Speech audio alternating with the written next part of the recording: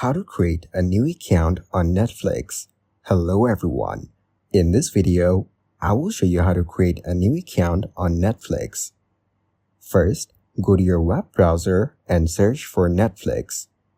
Now open the first link from the search results.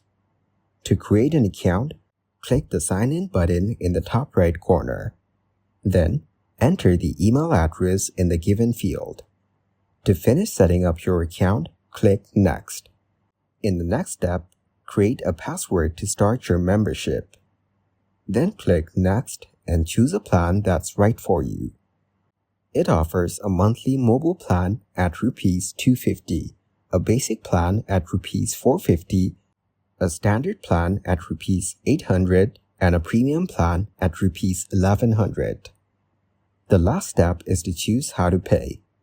If you want to pay through a credit or debit card, you need to provide its details.